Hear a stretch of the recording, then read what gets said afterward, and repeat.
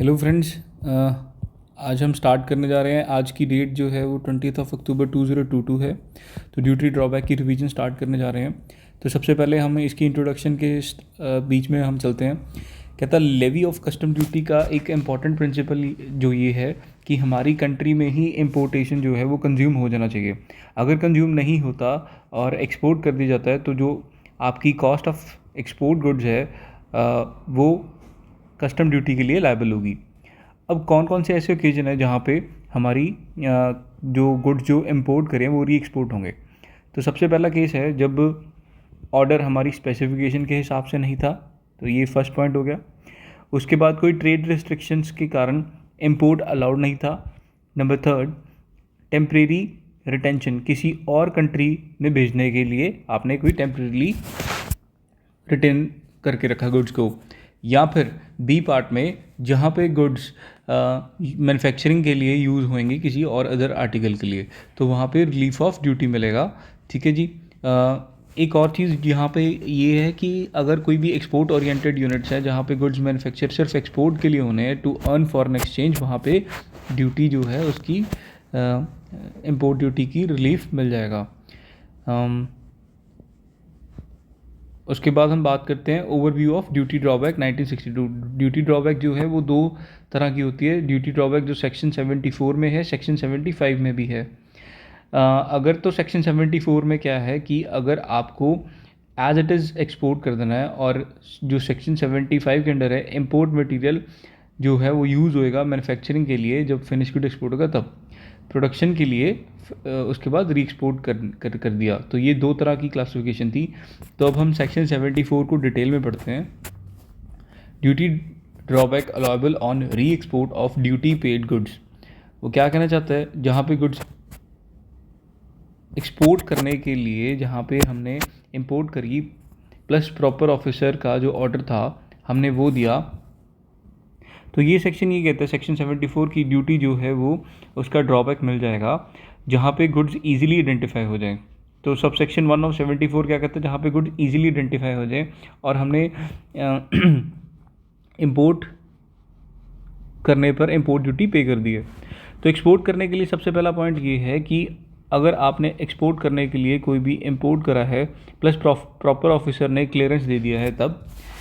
Second, इसको baggage की तरह एक्सपोर्ट कराने हो प्लस डिक्लेरेशन ऑफ कंटेंट जो दे दिया है वो प्रॉपर ऑफिसर को दे दिया है और ये डिक्लेरेशन ही जो है वो एंट्री फॉर एक्सपोर्ट होगी। उसके बाद नंबर थर्ड जो कहता है कि जहाँ पे गुड जो है वो एक्सपोर्ट करे जाएंगे बाय एक्सपोर्ट और प्रॉपर ऑफिसर परमिट करेगा clearance of goods for export, तो इस केस में 98% जो ड्यूटी है वो रिफंड बैक हो जाएगी। अब कंडीशंस क्या सेटिस्फाई करनी है, कहता है कि जो गुड्स आइडेंटिफाई हो जाने चाहिए किसको, ACDC को जो आइडेंटिफाई हो जाने चाहिए। उसके बाद जो गुड्स हैं वो 2 ईयर्स के विदन दोबारा से री एक्सपोर्ट हो जाने चाहिए। एक्सपोर्ट के लिए एंटर्ड किए गए goods 2 years from the date of payment के अंदर एक्सपोर्ट बैक हो जाने चाहिए। उसके बाद सबसेक्शन 3 क्या कहता है, अभी सबसेक्शन 1 खत्म हो गया, सबसेक्शन 3 ऑफ 74 क्या कहता है कि सेंट्रल गवर्नमेंट के पास पावर है कि वो रूल्स बना सकती है। सेंट्रल गवर्नमेंट किस तरह के रूल्स बता सकती है जिसमें हमें क्या पता चलेगा कि गुड्स को आइडेंटिफाई कैसे करना है। नंबर सेकंड, ये पहला पॉइंट हो गया। नंबर सेकंड, गुड्स को स्पेसिफाई करेगी when goods are not easily identified, अगर ईजिली आइडेंटिफाइड नहीं तो उनको बताएगी। मैनर प्लस टाइम बताएगी for the payment of claim, कि किस तरह से आप ड्यूटी को क्लेम कर सकते हैं। तो ये जो एनालिसिस है वो ये नीचे दे रखा है कि एक बारी आप इसको गो थ्रू कर ली, मैं फिर भी एक बारी रिपीट कर देता हूँ आपके लिए कि सबसे पहले सेक्शन 1 और सब सेक्शन 3 ऑफ 74 क्या कहता है, गुड्स इंपोर्टेड हो जाने चाहिए, कस्टम ड्यूटी पे हो जानी चाहिए, कस्टम ड्यूटी जो है वो इजीली आइडेंटिफाई हो जाने चाहिए, सॉरी जो गुड्स है वो इजीली आइडेंटिफाई हो जाने चाहिए। Good should have been entered for the export, चाहे शिपिंग बिल के थ्रू, चाहे एयर से हो जाए, चाहे बिल ऑफ एक्सपोर्ट के हो जाए, या फिर बैगेज की तरह हो जाए, या पोस्ट के थ्रू हो जाए। प्रॉपर ऑफिसर एग्जामिन करेगा और इंश्योर करेगा कि कोई भी रिस्ट्रिक्शन या प्रोहिबिशन नहीं थी। गुड जो है वो आइडेंटिफाई हो जाएंगे and satisfaction of the assistant commissioner और deputy commissioner of the custom की सेटिस्फेक्शन हो जानी चाहिए। गुड जो है वो एक्सपोर्ट के लिए 2 year from the date of payment of duty, जिस दिन से आपने ड्यूटी पे कर दी उसके 2 ईयर के विदिन वो री एक्सपोर्ट हो जानी चाहिए। तो अमाउंट जो है वो इक्वलेंट टू 98% आपको ड्यूटी मिल जाएगी। अब बात करते हैं time limit for the drawback. तो जैसे कि हमने ऊपर पढ़ा कि डेट ऑफ पेमेंट जो है इम्पोर्ट ड्यूटी की उसके 2 ईयर के विदिन हम एक्सपोर्ट कर देंगे और हमें एक्सटेंशन मिलेगी। एक्सटेंशन जो मिलेगी वो सेंट्रल गवर्नमेंट से मिलेगी केस की मेरिट पे। उसके बाद identification of goods, identity of goods, ठीक है जी। सबसे इंपॉर्टेंट कंडीशन ही गुड्स को आइडेंटिफाई करने की है जिस पर इम्पोर्ट ड्यूटी पे करनी थी, ठीक है जी। उसके बाद ACDC जो है वो सेटिस्फाई हो जाना चाहिए कि गुड्स जो हैं एट पोर्ट पे एक्सपोर्ट हो चुके हैं। चाहे वो फिजिकल एग्जामिन कंसर्न अथॉरिटी जो है वो फिजिकल एग्जामिनेशन भी कर सकती है, या फिर ये बेसिस बनेंगे गुड्स की आइडेंटिफिकेशन के लिए कि उसकी डिस्क्रिप्शन क्या है, उसकी क्वांटिटी क्या है वेट की, आइडेंटिफाई मार्क और distinguish feature, original packing of goods, इन सब चीज़ों से हमें गुड्स आइडेंटिफाई होंगे। Import goods plus bill of entry record में है या नहीं है, अगर आइडेंटिफाई डॉक्यूमेंट्स के थ्रू होगी तो ये इंपॉर्टेंट है, ठीक है जी। अगर जो गुड्स है हमारे कोई डॉक्यूमेंट के थ्रू होगी तो import documents including indent, acceptance, contract, invoice, packing specification, payment, triplicate copy of bill entry, insurance और other survey report, correspondence covering the circumstances necessary returning the goods imported for the test or report, ठीक है जी। the letter to the supplier posing the problem and the subsequent full correspondence, the terms and conditions on which the supplier is prepared to take goods back and financial settlement for the cost of goods, import duty paid on the goods or the expenditure incurred on the importer of the goods, clearance of the appropriate authorities for the re-export and the settlement of the financial aspects, whether the refund or credit cost etc or the free replacement। उसके बाद हम चलते हैं power to make rules under section 74। Central government के पास power रहती है वो सेक्शन 74 की प्रोविजंस के अकॉर्डिंग रूल्स बना सकें। और रूल्स किसके लिए बनाने हैं? गुड्स को आइडेंटिफाई करने का मैनर जो डिफरेंट कंसाइनमेंट में आना है या ऑर्डिनरी बल्क में स्टोर होना है। नंबर सेकंड, गुड्स को स्पेसिफाई करना है जो ईजिली आइडेंटिफाई नहीं हो सकते। Number third, the manner in which claim for the payment of the drawback is filled, किस तरह से ड्रॉबैक को फिल करना है। उसके बाद section 74 subsection 2, the amount of drawback where the import goods are used before reexportation, यानी कि वो क्या कहना चाह रहा है कि एक्सपोर्ट करने से पहले अगर वो गुड्स यूज़ हुए तो, ठीक है जी। तो क्या करना है, list of goods are not entitled to, कौन से ऐसे गुड्स हैं, ये भी एक MCQ बन सकता है कि कौन से गुड्स के ऊपर ड्यूटी ड्रॉबैक नहीं मिलेगी। Wearing apparels, tea chest, exposed cinematographic films by the board और सेंट्रल फिल्म, यानी कि ये जो यूज़ हो चुकी हैं कोई भी फिल्म या movies. Unexposed photographic film, paper plates, x ray, और ये बिना यूज़ करे गए फोटोग्राफिक फिल्म, पेपर प्लेट्स और एक्सरे। अगर ये सब यूज़ नहीं किया तो ड्यूटी ड्रॉबैक जो है वो 98% आपको मिल जाएगी। उसके बाद रिड्यूस ड्रॉबैक के रेट्स हैं कुछ ड्यूरेशन के अकॉर्डिंगली। अगर कोई भी ऐसी चीज़ें हैं जो आपने length of the period between the goods are place under custom के कंट्रोल के अंदर कोई गुड्स पड़े हैं और आपको पीरियड दे रखा है 0 to 3 मंथ्स, मैंने शॉर्ट समरी बनाई, 0 to 3 months 95%, 0 to 3 to 6 85%, 6 to 9 75, 9 to 12 70, 12 to 15 65, 15 to 18 60। अगर 18 मंथ से ऊपर अगर कोई गुड्स चला जाता है तो कोई भी ड्यूटी वापस नहीं मिलेगी। Special drawback in the case of motor vehicle भी जो है उसमें स्पेशल है। अगर कार जो है और स्पेसिफाइड है गुड्स आर री एक्सपोर्टेड इमीडिएटली, अगर इमीडिएटली री एक्सपोर्टेड है तो 98% ड्यूटी मिल जाएगी। बट अगर कार या कोई स्पेसिफाइड गुड्स है अगर यूज़ करने की बात करेंगे तो अगर फर्स्ट ईयर में तो 4% पर क्वार्टर गिरेगा, सेकेंड ईयर में तो 3% पर क्वार्टर गिरेगा, अगर थर्ड ईयर है तो 1/2% जो है वो पर क्वार्टर गिरेगा, फोर्थ क्वार्टर में तो 2% पर क्वार्टर वैल्यू उसकी कम हो जाएगी। तो ये क्वेश्चन बहुत ही आसान है, इसमें मैंने हाईलाइट कर रखा है, आप एक बारी वीडियो पॉज करके 1 मिनट लगा के पढ़ लेना इसको। री export of imported goods, drawback of the custom duties, rules. अब हम रूल्स की बात करते हैं। ये सारी चीज़ें जो हैं ये रूल्स के अकॉर्डिंग चलती है। रूल 3 से स्टार्ट होता है, procedure for claiming drawback on the goods exported by the post. अगर आप पोस्ट के थ्रू कर रहे हैं, अगर गुड्स पोस्ट की हेल्प से एक्सपोर्ट करें तो जो आउटर पैकर है उसके ऊपर शेल ड्रॉबैक एक्सपोर्ट लिखा होना चाहिए, और उसके बाद exporter shall have delivery competent postal authority in the claim form. तो उसने क्या करा, एक्सपोर्टर को डिलीवर करना पड़ेगा कि आपने कॉम्पिटेंट पोस्टल अथॉरिटी से प्रेस्क्राइब फॉर्म में क्लेम करा। डेट ऑफ फाइलिंग, तो डेट ऑफ फाइलिंग क्या है ड्रॉबैक की, तो जो क्लेम फॉर्म आपने भरा, जो प्रॉपर ऑफिसर के मिलने पे फ्रॉम द पोस्टल अथॉरिटीज़, यानी कि पोस्टल ऑफिस के प्रॉपर अथॉरिटीज़ को जब आपने डेट फाइल करा तो क्लेम फॉर्म जिस दिन फाइल करा वही date of filing of drawback होगी। अगर क्लेम में कोई डेफिशिएंसी है, ठीक से नहीं किया, तो एक्सपोर्टर को इन्फॉर्म करा जाएगा उसकी डेफिशिएंसी 15 डेज़ में, और 30 डेज़ के एक्सपायरी में रिमूव करा दिया जाएगा, तो एक्नॉलेज कर देगा, एक्नॉलेजमेंट ही डेट ऑफ फाइलिंग क्लेम करी जाएगी। अगर आपने कोई एरर करी है फाइलिंग में तो 30 डेज़ के विद इन आप एक्नॉलेज कर दीजिए, तो एक्नॉलेजमेंट की डेट ही जो है वो फाइनल मानी जाएगी। उसके बाद रूल 4 के ऊपर चलते हैं। स्टेटमेंट और declaration to be made on export other then by post. अगर पोस्ट के अलावा अगर करी है तो क्या दिक्कत है? अगर पोस्ट के अलावा तो शिपिंग बिल और bill of export, description, quantity और अदर पर्टिकुलर नेसेसरी जो भी चीज़ें हैं, जरूरी चीज़ सेक्शन 74 के अंदर वो वहाँ पे डिक्लेयर करेगा। उसके बाद बात करते हैं export is being made under a claim for, यानी कि एक्सपोर्ट अगर किया तो ड्यूटी ड्रॉबैक को क्लेम करने के लिए सेक्शन 74 में फाइल करना पड़ेगा। ड्यूटीज़ ऑन इम्पोर्ट ड्यूटी पे करी होनी चाहिए। इम्पोर्टेड गुड्स जो हैं वो यूज़ करे हैं या नहीं हैं, या फिर गुड्स अगर तो यूज़ नहीं करे तो कोई दिक्कत नहीं है। अगर गुड्स यूज़ करें तो प्रिंसिपल कमिश्नर या कमिश्नर को जेन्युइन रीज़न लगा कि इन सेक्शन में कोई प्रोविज़न फॉलो नहीं कर पाया तो एग्जाम्प्ट भी कर सकता है। ठीक है जी। प्रॉपर ऑफिसर को सारे डॉक्यूमेंट्स, बिल ऑफ एंट्री या कोई अदर डॉक्यूमेंट जो क्लियरेंस के लिए काम आएगा, इम्पोर्ट और इम्पोर्ट इनवॉइस, डॉक्यूमेंट्री एविडेंस, ये सब आपने फर्निश करने हैं। उसके बाद manner and the time claiming drawback on goods exported other than the by post. तो अगर आप कोई भी ड्यूटी जो है वो क्लेम कर रहे हैं वो पोस्ट के अलावा अगर कोई आपने एक्सपोर्ट करा तो उसमें कैसे करेंगे? Time limit for filing duty drawback.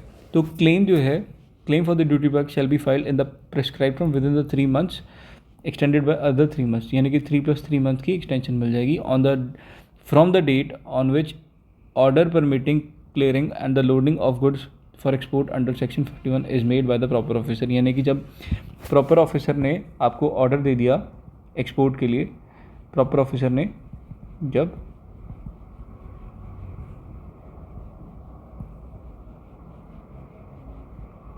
For loading of goods for export, ठीक है जी, वो डेट मानी जाएगी। उसके बाद extension of aforesaid time limit. तो आपको पता है कि अगर असिस्टेंट कमिश्नर या डेप्यूटी कमिश्नर है तो पीरियड ऑफ एक्सटेंशन जो वो 3 months की होगी। फीस लगी 1% ऑफ द FOB, ठीक है जी। उसके बाद अगर आपने 6 months की एक्सटेंशन लेनी तो प्रिंसिपल कमिश्नर और कमिश्नर ऑफ कस्टम ड्यूटीज़ पे जाना पड़ेगा। फीस होगी 2000 और 1000 विच एवर इज लेस। उसके बाद ड्यूटी की ड्रॉबैक क्लेम करने के लिए ये डॉक्यूमेंट्स लगेंगे: shipping bill, bill of entry, import invoice, evidence of the payment of the duty paid जब आपने इम्पोर्ट करा था, रिजर्व बैंक की permission, export invoice, packing list, copy of bill of leading, कोई और डॉक्यूमेंट जो अगर मेंशन करे या प्रॉपर ऑफिसर को चाहिए हो। Date of time of claim for the purpose of section 75A। तो जो स्टैम्प, रिसीट ऑफ स्टैम्प ही डेट ऑफ फाइलिंग बन जाएगी, ठीक है जी, सेक्शन 75 के अंदर। डेफिशिएंसी है वही 15 दिनों के अंदर अंदर बताई जाएंगी। उसके बाद duty drawback on the imported material used in the manufacturing of export. जो सेक्शन 75 के अंदर ड्रॉबैक है इम्पोर्टेड मटेरियल जो मैन्युफैक्चरिंग के लिए यूज़ होना है एक्सपोर्ट के लिए, तो इसके लिए सारे ही जो फुटिंग्स हैं या एक तरफ से कह लो जितने भी एस्पेक्ट्स हैं वो सारे डिफरेंट है। क्योंकि जो गुड्स एक्सपोर्ट करें वो इंटायरली डिफरेंट होंगे इनपुट से, ये पहला पॉइंट, ठीक है जी। उसके बाद सेकंड है गुड जो इंपोर्ट भी हो सकते हैं या वो भी हो सकते हैं जिन पर एक्साइज ड्यूटी पे होनी हो, ठीक है जी, एग्जिस्टेंस। उसके बाद फाइनल प्रोडक्ट की आइडेंटिफिकेशन इतनी आसान नहीं रहेगी। गुड्स फिजिकल शेप और प्रॉपर्टी गुड्स की चेंज भी हो सकती है। इनपुट पर जो क्वांटिटी लगी वो एक्सपोर्ट के टाइम पर सेम नहीं हो सकती या वेरिफिकेशन के लिए कैपेबल नहीं हो सकती, तो ये थोड़ा सा डिफिकल्ट रहेगा। तो सेक्शन 75 के अंडर जो प्रिंसिपल्स हैं वो थोड़े से अलग रखते हैं। Government fix rate per unit जो है वो आर्टिकल को export out of India as the amount duty drawback ये अलग से देगी, ठीक है जी।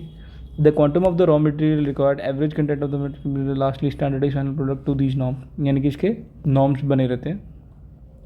आपने सुना भी होगा SION, standard input output norms. तो स्टैट्यूटरी प्रोविजंस जो ये कहती हैं कि गुड्स अगर एक्सपोर्ट के लिए एंटर हो गए और उसकी परमिटेंस के साथ क्लियरेंस होगी और गुड्स जो हैं वो एंटर्ड बाय एक्सपोर्ट हैं थ्रू, मतलब यानी कि बाय पोस्ट के थ्रू एक्सपोर्ट करे जाने हैं।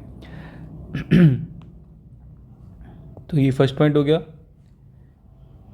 सेकेंड पॉइंट हो गया बाय द प्रॉपर ऑफिसर। उसके बाद drawback should be allowed of the duties, drawback allow होगा of the duties of the custom, central government notify करेगी ऑफिशियल गैजेट में ड्यूटी ड्रॉबैक अलाउड है, ठीक है जी, अगर सेंट्रल गवर्नमेंट अलाउ कर देती है।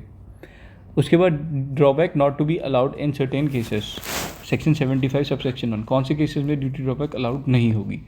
तो जहाँ पे एक्सपोर्ट वैल्यू जो है वो फिनिश गुड से लेस है, less than the value of material used in the manufacturing, ठीक है जी। जहाँ पे एक्सपोर्ट वैल्यू जो है वो फिनिश गुड्स की है जो है वो मटेरियल यूज से कम है। Export value is less than the percentage of the value of material used in manufacturing. तो जो एक्सपोर्ट वैल्यू जो है वो वैल्यू ऑफ मटेरियल यूज्ड जो मैन्युफैक्चरिंग में उससे कम है। उसके बाद ड्यूटी ड्रॉबैक जितनी अलाउ कर दी प्लस सेल प्रोसीड्स ना मिले हो plus time limit allowed by FEMA, उसके विदिन अगर आपने अप्लाई कर दिया तो ही आपको ड्यूटी ड्रॉबैक मिलेगी। अगर उसके बाद करा तो आपको ड्यूटी ड्रॉबैक नहीं मिलेगी। तो हमें 3 केसेस में सबसे पहला केस एक्सपोर्ट वैल्यू जो है वो फिनिश गुड्स से कम है। उसके बाद export value is less than the percentage, यहाँ पे परसेंटेज की बात कर रहा है, of the value of the material use in manufacturing. उसके बाद थर्ड ड्यूटी ड्रॉबैक जो है वो गुड्स के ऊपर अलाउ कर दी गई और सेल प्रोसीड नहीं मिले हों, सेल प्रोसीड्स मतलब यानी कि पैसे ना मिले हो within the time limit जो फेमा ने बता रखे हैं। उसके बाद power of central government to frame rule under section 75, ठीक है जी। तो सेंट्रल गवर्नमेंट के पास पावर रहेगी रूल्स को डिटरमाइन करने की। Duty drawback is equals to actual duty paid on the material used in manufacturing of the goods और carrying out any operation of the goods. वो गुड्स स्पेसिफाई करना जिस पे नो ड्यूटी ड्रॉबैक अलाउड, कोई भी duty drawback allowed नहीं है। Recovery या ड्यूटी ड्रॉबैक की एडजस्टमेंट जहाँ बेसिक मटीरियल पे कोई वेरिएशन हो। प्रेस्क्राइब करना certification documents evidence for the duty drawback, manner time with in which the duty drawback claim की जा सकती है, इसके ऊपर सेंट्रल गवर्नमेंट रूल्स बना सकती है। तो types of duty drawback rates, all industrial rate rule 3 के अंदर, ब्रांड रेट अंडर रूल 6 के अंदर, special brand rate under rule 7 के अंदर।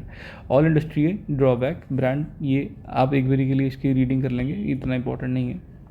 उसके बाद जो डेफिनेशंस हैं वो रूल 2 के अंदर आती हैं, ड्रॉबैक की डेफिनेशंस।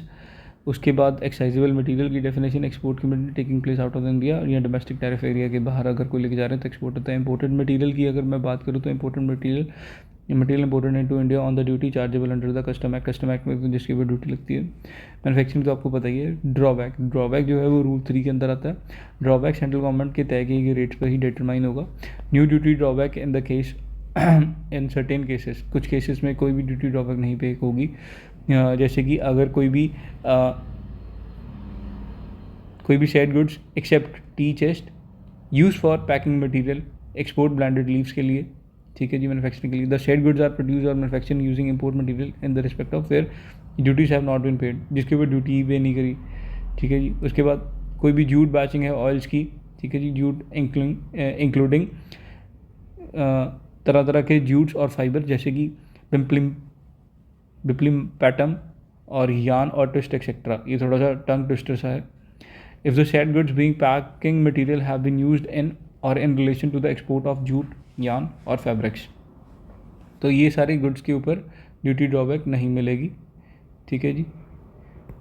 उसके बाद फैक्टर्स कंसिडर करने, amount of rate of duty drawback, कौन से फैक्टर कंसिडर करे जाते हैं determining rate of duty drawback. तो सबसे पहले average quantity of value of material from which a particular class of goods in manufacturing, ठीक है जी। ऑर्डिनरी उसकी एक एवरेज वैल्यू ले रहे हो जहाँ पे ऑर्डिनरीली प्रोड्यूस होते हैं। Average quantity of imported excisable material used for production manufacturing in India of the particular class of the goods. वो क्या कहना चाह रहा है कि average quantity of imported or exercisable material जो है वो यूज़ करा जाएगा मैन्युफैक्चरिंग ऑफ इंडिया, मैन्युफैक्चरिंग के लिए। Average amount of duties paid on import material. उसके बाद average amount of duties paid on material wasted in the, यहाँ पे मटेरियल वेस्टेड की बात करी गई है और यहाँ पे मटेरियल यूज की बात करी गई है। Average amount of duty paid on imported material accessible contain करने के लिए, पैकिंग करने के लिए कोई और ऐसी इन्फॉर्मेशन जो सेंट्रल गवर्नमेंट कंसिडर कर सकती है यूज़फुल पर्पज़ के लिए। ठीक है जी। Determination of the date from which the amount or rate of drawback came into force, the effective date of application of the amount.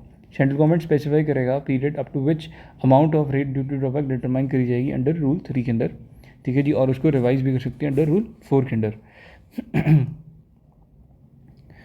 उसके बाद cases where the amount of rate of drawback has not been determined under rule full, जहाँ कोई भी amount या rate of duty पता ना चल रही हो, तो जो एक्सपोर्टर है वो 3 मंथ्स के अंदर अंदर जहाँ से ड्यूटी ड्रॉबैक रेट अमाउंट पता चली हो, प्रिंसिपल कमिश्नर या कमिश्नर ऑफ जो कस्टडी है उसको अप्लाई करेगा, रेट को डिटरमाइन कर ली, जिस पे सारे फैक्ट्स बताने होंगे जो भी रेलिवेंट हैं। Proper details of material use plus production duties, ये सारी चीज़ें उसको बतानी पड़ेंगी, ठीक है जी। प्रोविजनल ड्यूटी ड्रॉबैक, एक्सपोर्टर जो है वो प्रोविजनल ड्यूटी ड्रॉबैक के लिए अप्लाई कर सकता है। प्रिंसिपल कमिश्नर और कमिश्नर को प्रिंसिपल कमिश्नर और कमिश्नर एप्लीकेशन को कंसिडर करने के बाद प्रोविजनल ड्यूटी अलाउ भी कर देंगे। एक्सपोर्टर जनरली बॉन्ड फाइल करना पड़ेगा उतनी अमाउंट का जितनी अमाउंट का अप्लाई कर सकते हैं। बॉन्ड फाइल करना with security amount as prescribe, जितनी भी सिक्योरिटी अमाउंट होगी वो एज प्रिस्क्राइब होगी। Cases where the amount of rate of determine is low, जहाँ पे रूल 3 या 4 के अंडर जो ड्रॉबैक है 80% से कम था, जो यूज इन प्रोडक्शन था, 3 month from the rate of relevant applicability of the rate of duty drawback, principal commissioner या कमिश्नर जुरिस्डिक्शन में फॉल करता हो, ठीक है जी। जो रिस्पेक्टिव जुरिस्डिक्शन है वही करेगा। तो एक्सटेंशन ऑफ टाइम लिमिट आपको मिल जाएगी असिस्टेंट कमिश्नर से 3 month plus 1% of the FOB value of the export या 1000 विच एवरेज। तो प्रिंसिपल कमिश्नर या कमिश्नर से 6 मंथ्स की मिल जाती है प्लस 2% FOB वैल्यू का आपको देना पड़ेगा 2000 के लिए। प्रोविजनल ड्रॉबैक, प्रिंसिपल कमिश्नर या कमिश्नर को एप्लीकेशन देखिए अंडर रूल 16 तो प्रोविजनल ड्रॉबैक ले सकते हैं। ड्यूटी ड्रॉबैक जो डिटरमाइन करी है उसी को कैंसिल या रिवोक करने के लिए सेंट्रल गवर्नमेंट को ऐसा लगता है कि ये ज़रूरी है, मतलब यानी कि कहाँ पे रेवोकेट हो सकती है जो भी ड्रॉबैक डिटरमाइन करिए। सेंट्रल गवर्नमेंट को अगर लगता है या प्रिंसिपल कमिश्नर सेंट्रल गवर्नमेंट को ऐसा लगता है कि ये ज़रूरी है ऐसा करना, तो प्रिंसिपल कमिश्नर या कमिश्नर को कस्टम को डायरेक्ट कर सकती है। एक चीज़ और, सेफ गार्ड ड्यूटी और CVD, ये एक नोट है, जनरल नोट है। सेफ गार्ड ड्यूटी और CVD कंसिडर नहीं किया जाता while finding the all industry rate for the duty drawback, ठीक है जी। उसके बाद रूल 8 की बात करते हैं, cases where no amount of or rate of duty drawback is determined. वो क्या कहना चाह रहा है, less than the value of important material, अगर आपने less than the value of important material use in manufacturing of such class of goods, कहता है कि आपने बिल ऑफ एक्सपोर्ट या शिपिंग बिल जो था वो इम्पोर्टेंट मटेरियल की वैल्यू से लेस का था। और दूसरी बात ये है कि is not more than such percentage of the, ये percentage of the value of जो इम्पोर्टेड गुड्स थी उससे ज़्यादा नहीं है सेंट्रल गवर्नमेंट या फिर कोई ऐसा गुड जो नोटिफाई कर रखा है सेंट्रल गवर्नमेंट ने ऑन दिस बिहाफ पे। उसके बाद upper limit of drawback amount क्या होगी, मार्केट प्राइस के 1/3 से ऊपर नहीं जा सकती। जो भी मार्केट प्राइस का उसके जो भी प्राइस से 1/3 होगा उससे ऊपर जो है ड्रॉबैक नहीं मिल सकता। Power to require submission of information and document, ये रूल 10 है। कोई भी क्लास या फिर डिस्क्रिप्शन ये कौन सी जो इन्फॉर्मेशन सबमिट करनी है, कोई भी क्लास या डिस्क्रिप्शन ऑफ द मटेरियल जो कंपोनेंट यूज़ करें मैन्युफैक्चरिंग के लिए, जिसके ऊपर अमाउंट डिटरमाइन करनी है। उसके बाद बात करते हैं वेरीफाइंग द करेक्टनेस, क्या करेक्टनेस है, और otherwise information furnish by the manufacturer और एक्सपोर्टर, इन्फॉर्मेशन जो दी है उसकी करेक्टनेस चेक करने के लिए ड्यूटी ड्रॉबैक जो है वो फर्निश करेंगे। उसके बाद ड्रॉबैक को क्लेम करने की करेक्टनेस चेक वो तो हमने देख ही लिया है, ठीक है जी, कि ड्यूटी ड्रॉबैक अगर जितनी क्लेम करी उतनी ही फाइल करी है। कोई और इन्फॉर्मेशन जो ऑब्टेन करेगा तो वो सेंट्रल गवर्नमेंट जो है वो ऑथराइज़ कर सकता है किसी भी असिस्टेंट कमिश्नर या कमिश्नर को, डिप्टी कमिश्नर को। उसके बाद रूल 11 क्या कहता है, एक्सेस टू मैन्युफैक्चरिंग, कहता है कोई भी सेंट्रल गवर्नमेंट ऑथराइज़ करेगी ACDC को रीजनेबल टाइम के लिए ताकि वो किसी भी प्रमाइसेस में एक्सेस कर सके जहाँ पे गुड्स मैन्युफैक्चर हुए हैं। उसके बाद रूल 12 की बात करते हैं, procedure for claiming drawback on export bye drawback on goods export by post, rule 12 के अंदर। तो जो एक्सपोर्टर है पोस्टल अथॉरिटीज़ को पार्सल के साथ साथ क्लेम फॉर्म भी देगा क्वाड ट्रिप्लिकेट फॉर्म में। दूसरी बात ये है, एक्सपोर्ट बाय पोस्ट के केस में आउटर पैकेज पे ये लिखा होना चाहिए कि ये ड्यूटी ड्रॉबैक है। तो सबसे पहला पॉइंट ड्यूटी ड्रॉबैक क्या है कि ये ड्यूटी ड्रॉबैक लिखा होना चाहिए, और एनेक्जर नंबर 1 में क्वाड ट्रिप्लिकेट फॉर्म में सारी पोस्टल अथॉरिटी को सारी डिटेल्स देगा। उसके बाद रूल नंबर 13 की बात करते हैं, स्टेटमेंट और declaration to be made on the exports other than the post, अगर पोस्ट के अलावा है ठीक है जी, एक्सपोर्ट के टाइम पे तो हमें डिस्क्रिप्शन देनी है या क्वांटिटी देनी है, अदर पर्टिकुलर जरूरी देने हैं जो कि गुड्स जो है वो एंटाइटल्ड हैं भी कि नहीं, ये डिसाइड करने के लिए कि ड्यूटी ड्रॉबैक मिलेगी भी कि नहीं मिलेगी। उसके बाद बात आती है प्रिंसिपल कमिश्नर अगर सेटिस्फाई होता है कि एक्सपोर्टर या एक्सपोर्टर के एजेंट ने प्रोविज़न को कंप्लाई नहीं करा, प्लस उनका एक जो रीज़न था वो एक बहुत ही जेन्युइन रीज़न था, उसके कंट्रोल के साथ नहीं था, उसके कंट्रोल में नहीं था, तो एक्सपोर्टर को एग्जाम्पल कर सकता है कुछ रूल्स को फॉलो करने के लिए। रूल नंबर 14 क्या कहता है? रूल नंबर 14 क्या कहता है? Manner and time for claiming drawback on the export of goods exported other then by the post. Rule number 14, ठीक है जी, पोस्ट के अलावा, तो पोस्ट में के अलावा इसमें ये चीज़ें क्लेम फॉर्म के साथ देनी पड़ेंगी। Number 1, number 2, number 3, number 4 copy of export contract, letter of credit, ठीक है जी। उसके बाद ARE1, कॉपी ऑफ ARE1 जो है वो जहाँ पे ज़रूरी है कि इंश्योरेंस सर्टिफिकेट जहाँ पे ज़रूरी है, copy of communication regarding the rate of drawback where the drawback claim is determined by the principal commissioner of the custom. यहाँ पे प्रिंसिपल कमिश्नर ऑफ कस्टमर ने रेट ऑफ ड्यूटी निकाली है, तो वहाँ पे ये सारी चीज़ें देनी ज़रूरी हो जाएंगी। उसके बाद payment of drawback and interest under rule 15। इसमें क्या कहना चाह रहा है कि अगर कोई भी the drawback under these rules and interest proper officer को ये लगता है कस्टमर को shall be paid by the proper officer to the exporter or the agent specially authorized by the export to receive the said amount of the drawback and the export। Duty drawback दे दिया जाएगा by the proper officer. Date of payment क्या मानी जाएगी? Date of duty drawback payment ये मानी जाएगी जहाँ पे आपने या तो date of issue of cheque माना जाएगा, ठीक है जी, या फिर आपका माना जाएगा जिस दिन क्रेडिट जो है एक्सपोर्टर के अकाउंट में क्रेडिट हुआ। उसके बाद सप्लीमेंट्री क्लेम, जहाँ पे एक्सपोर्टर को लगता है कि जो अमाउंट है वो कम दी गई है, जिस बेसिस पे भी आपने सेंट्रल गवर्नमेंट ने या प्रिंसिपल कमिश्नर ने ड्यूटी जो रिकॉग्नाइज़ करी या डिटरमाइन करी थी, तो उस पर्टिकुलर केस में ड्यूटी ड्रॉबैक जो है वो सप्लीमेंट्री क्लेम कर सकता है। तो उसके लिए रूल 3 और रूल 4 जो है ऑफिशियल गैजेट में जो लिखे हुए हैं वो उसको भी यूज़ कर सकता है, पर ये 3 मंथ्स के विद इन ही क्लेम करने पड़ेंगे। जो रूल 3 के अंदर जो डिटरमाइन हुआ, रूल 4 के अंदर विद रिवाइज्ड अपवर्ड रूल 6 और रूल 7 में हुआ, उसके भी 3 मंथ्स के बाद। तो यहाँ पे जो एक्सटेंशन ऑफ टाइम लिमिट है वो कब मिल सकती है?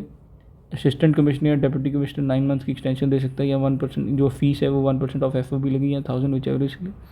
PC या प्रिंसिपल कमिश्नर जो है वो फर्दर 6 मंथ की एक्सटेंशन दे सकता है, 2000 की फ़ीस है, या फिर 2% of the FOB whichever is less. तो डेट ऑफ सप्लीमेंट क्लेम क्या आएगी? Date of receipts of stamp on which claim was completed, ठीक है जी। उसके बाद प्रॉपर ऑफिसर की डिमांड पर क्लेमेंट को रीपे करना पड़ेगा अगर आपके पास गलती से, रूल नंबर 17 की बात करते हैं अब, अगर गलती से आपके पास ज़्यादा या एक्सेस जो ड्रॉबैक चला गया तो आपको वापस करना पड़ेगा। Recovery of amount of drawback, जहाँ पे एक्सपोर्ट प्रोसीड रियलाइज़ नहीं हुए वहाँ पे रिकवरी भी करी जा सकती है, जो पीरियड फेमा ने डिटरमाइन करा था, और DCAC नोटिस इशू करेगा एक्सपोर्टर को ताकि वो एविडेंस ऑफ रियलाइजेशन प्रोड्यूस कर सके। अब बात आती है इंटरेस्ट ऑन ड्रॉबैक की। सेक्शन 75 में 1 मंथ में अगर क्लेम नहीं मिला तो सेक्शन 27A के अंदर रेट ऑफ इंटरेस्ट जो है वो लगेगा, वो उस पर मिलेगा। अगर ड्यूटी ड्रॉबैक गलत चलेगा तो रिकवरेबल होगा 2 महीने के अंदर अंदर। Rate of interest section 28A में लगेगा, ठीक है जी। उसके बाद prohibition and regulation of the drawback. Market price of goods ही अगर लेस हो गए तो कोई भी क्लेम जो नहीं फाइल कर सकता, या अगर क्लेम 50 रुपये से कम है तब नहीं फाइल कर सकता। तो ये इसी के साथ हमारी रिवीजन जो है इस चैप्टर की कंप्लीट हो गई है। हमारे साथ बने रहिए, हम और भी चैप्टर की रिवीजन करते रहेंगे, और प्लीज़ चैनल को सब्सक्राइब कर लीजिए। बहुत सारे बच्चे इसको सुनते हैं बट देखा जाता है कि जो नॉन सब्सक्राइबर्स हैं उसके व्यूज़ ज़्यादा आते हैं, तो प्लीज़ चैनल को सब्सक्राइब कर लीजिए। And thank you so much.